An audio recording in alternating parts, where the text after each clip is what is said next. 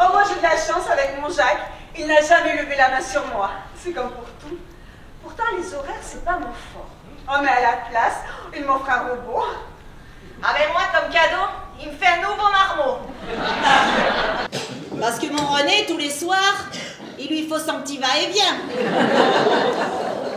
Il faudra attendre encore quelques années pour que la télé arrive dans les foyers et que les soirées foot calment les ardeurs de mon mari. Oh, moi aussi, j'aime faire les boutiques avec mon mari. Il aime quand ça va vite. C'est comme pour tout. Alors avant, je fais un petit repérage et je lui montre exactement ce qui me plaît. Et il choisit ce qu'il veut. Ouais, à partir de 1945, les femmes pourront exercer toutes les professions, avec l'autorisation de leur mari, bien sûr. La législation proclame à travail égal, salaire égal. Miracle de l'évolution. En 2025, cette loi est toujours en vigueur. À travail égal, salaire égal. Moins 25% pour les femmes, sans commentaire.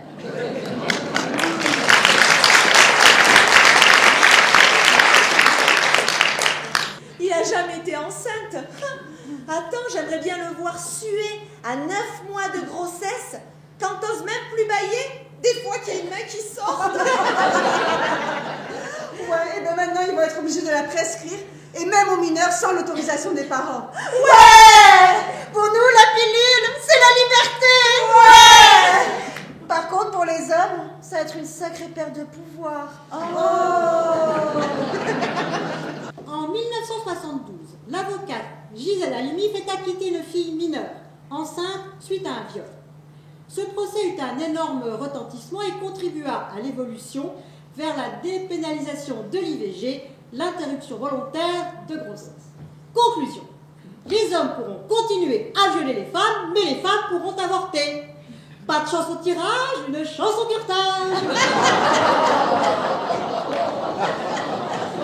Mais attends, t'as vu l'éducation sexuelle qu'on avait reçue, nous? Attends, moi je pensais que les enfants naissaient dans les choux. Moi j'ai cru que j'étais ballonnée. Le sida, la myopathie, le cancer, l'autisme, comme toutes les maladies incurables, la femme a sa journée. Youpi! Des hommes cherchent encore le vaccin.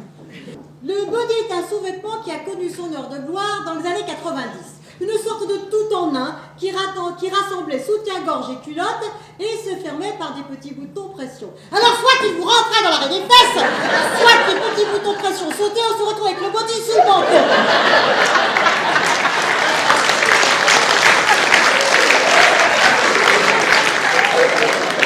Ah, l'homme objet, le fantasme absolu de la féministe. Ah, ah oui. Ah oui, comme ça, oui.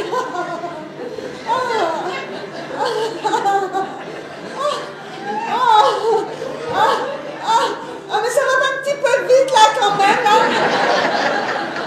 Mais reviens. Mets-y de l'argent dans la culotte.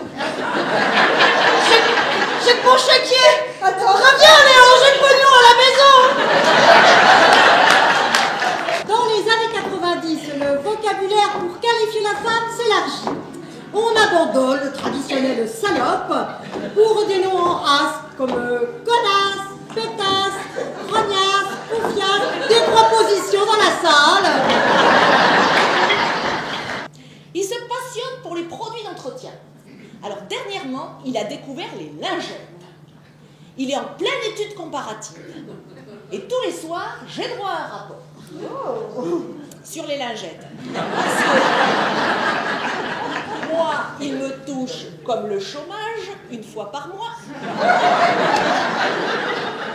Une femme violée toutes les 7 minutes en France. Et c'est pas la même. Ça vous retourne pas la France. Oh, mais non, mais t'es pas trop petite. Bah, t'es pas trop grosse non plus. Eh ben, t'es dans les normes. Avec un L apostrophe. Et ben, si je vous fais rire, c'est l'essentiel, hein, quand t'es là. Ça va? Oh. Pourquoi ça n'irait pas? Avec mes traitements hormonaux pour mon insémination, j'ai pris 15 kilos. Je suis énorme, je me dégoûte, J'ai l'impression d'être un croisement entre Guy Carlier et Édouard Balladur.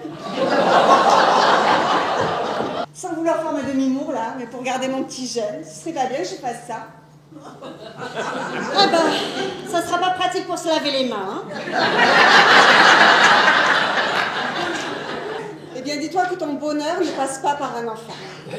Ah ben c'est exactement ce que je n'arrête pas de dire à ma femme. Enfin, ma future femme. Parce que maintenant c'est possible. Qui veut absolument qu'on adopte.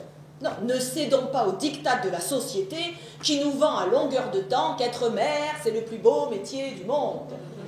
Alors qu'un gosse, c'est un boulet.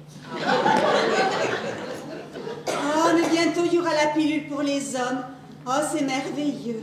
Parce que tu crois qu'ils vont penser à la prendre? Avant que leur fasse confiance, les poules auront des strings. Qu'est-ce qu'on ferait sans eux?